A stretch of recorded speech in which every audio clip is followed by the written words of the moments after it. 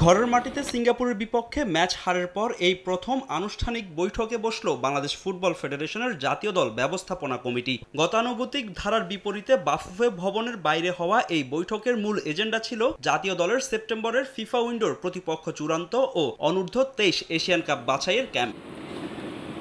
তবে সিঙ্গাপুর ম্যাচে জাতীয় দলের হেড কোচ হাবিয়ার কাবরেরার ভূমিকা নিয়ে সমালোচনা হলেও এই স্প্যানিয়ার্ডের ওপর এখনই আস্থা হারাচ্ছে না বাফুফে। লাল সবুজদের আসন্ন ম্যাচগুলোতে হামজা শমীদের কোচের দায়িত্বে থাকবেন কাবরেরা। কোচকে নিয়ে আজকে আমাদের যে আলাপ আলোচনা, ভুল ত্রুটি সংশোধন করা। এশিয়ান কাপ বাছাইয়ের প্রস্তুতির জন্য সেপ্টেম্বরে নেপালের বিপক্ষে দুটি প্রীতি ম্যাচ খেলা নিয়ে দোটানায় বাফুফে। ফেডারেশনের একটি সূত্রের খবর, নেপালের চেয়ে শক্তিশালী ভিয়েতনাম ও কম্বোডিয়া থেকে পাওয়া খেলার প্রস্তাবও বিবেচনায় রেখেছে জাতীয় দল ব্যবস্থাপনা কমিটি। র্যাঙ্কিংয়ে উন্নতির জন্য নেওয়া হয়েছে 3 বছরের পরিকল্পনা।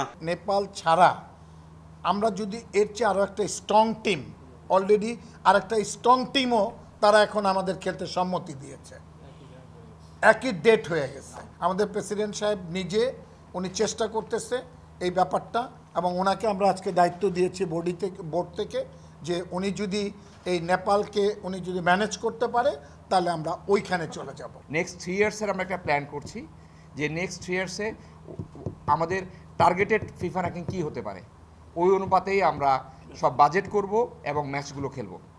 অফকোর্স এটাতে আমাদের ভালো ভালো টিমের সাথে আমরা খেলবো। এদিকে প্রবাসী ফুটবলারদের নিয়ে আয়োজিত হওয়া ট্রায়াল থেকে 6 থেকে 7 জন সুযোগ পাচ্ছেন অনূর্ধ্ব-23 দলের ক্যাম্পে। কিউবা মিচেল ও ফাহমিদুলদের নিয়ে শক্তিশালী দল গড়ার লক্ষ্য ফেডারেশনের। বিদেশ থেকে যে খেলোয়াড়রা এসেছিল, যারা ট্রায়াল দিয়েছে, ওখান থেকে আমাদেরকে একটা লিস্ট দিয়েছেন, এবং সেই 6-7 জন প্লেয়ারকেও আমরা আমন্ত্রণ জানাবো এই 23 টিমের প্র্যাকটিসে জয়েন করতে। অনূর্ধ্ব-23 দলের জন্য দেশি কোচ নিয়োগ দেবে বাফুফে। জাতীয় দলের পাশাপাশি এখানেও দীর্ঘমেয়াদী ক্যাম্প করার পরিকল্পনা আছে ফেডারেশনের।